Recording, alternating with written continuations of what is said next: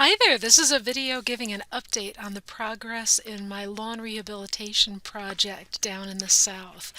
Last time I had a video explaining some of the different YouTubers who I had been watching to try and get some inspiration about how to handle the grass in the lawn. And I want to make sure that I include the link to that part one so that you'll be able to double check that if you'd like to. So let's go ahead and take a look at some of the different things that I've had going on within the lawn at this particular time.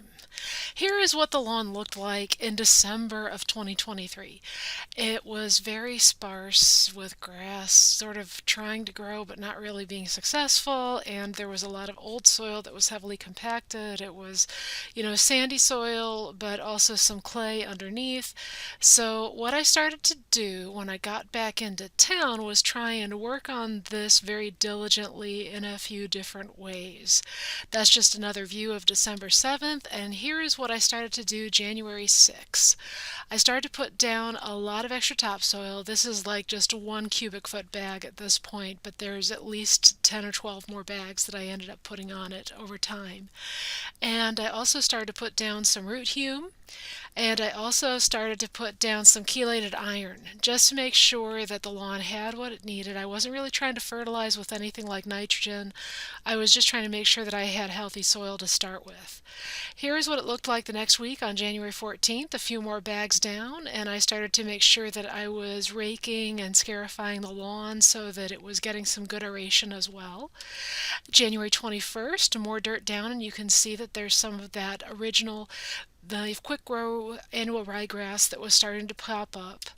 And then by February 3rd, started to have more growth, made sure that I was putting down even more soil, made sure I was putting down even more soil amendments to keep it healthy. And then by February 25th, you can see that I've started to add seed. I've started to include both annual and perennial ryegrass. At this point, the soil temperature was not warm enough yet to put down centipede seed, but I still have centipede seed on reserve, about 3 bags of it. They're going to go down very, very soon whenever those soil temperatures are regularly where they need to be. And then here's what it looked like on March 9th. Got lots of nice grass growing. It's still the annual rye. It's still not the kind of grass that would be expected to survive a very hot summer down here, but at least it's got some good basis. One of my main goals was to try and make sure, here's March 12th, that I was getting enough grass and enough material growing, even including stuff like clover if necessary, to keep that soil in place so that it would not be getting washed away. The history of this lawn is such that I think that there have been times when both the centipede grass was in decline and the soil was being eroded away. You might remember from the first video, there's also this juniper bush. That juniper bush looked very unhealthy, and it had a ton of not just pine straw and leaves stuck in it, but also a lot of garbage stuck in it. So I cleaned that out very carefully. I also did a lot of trimming of some of the old yellow bits and orange bits that were growing out of it. And I put down some evergreen tone fertilizer for it. And this is what it's looking like now. I think it looks a lot healthier, it looks a lot greener, it looks like it's trying to wake up for the spring. And it's got some nice grass growing around it as well. I also made sure that I was including that side of the lawn around that bush to try and help give it what it needed.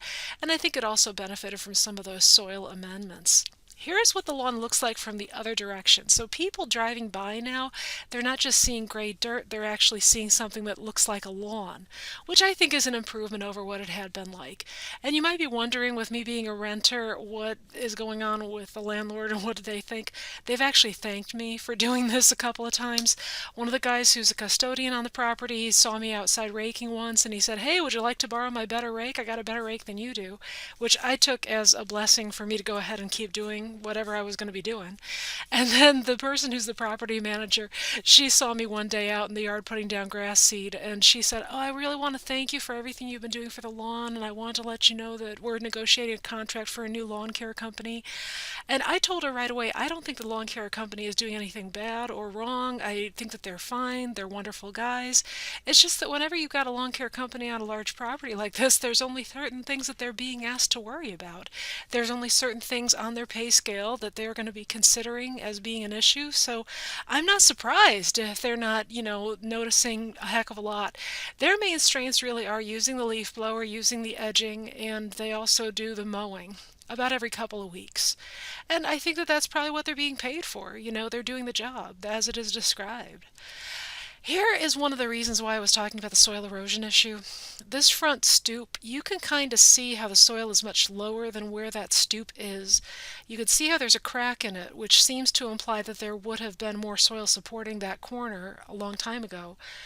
There was definitely a higher level of soil around this stoop when I first moved into the property in 2002, so I can tell that there's been an ongoing soil erosion problem. And I think just by putting anything, grass of any kind there, I'm hopefully helping to prevent the soil from being eroded away. That stoop is what I'm talking about. You see how it's got this really weird level going on, and the dirt is like so much lower than where the stoop is? I think that points to a soil erosion problem. And here's another thing I thought you might find interesting to see. This is a runner from a crepe myrtle tree that is just on the corner of the property.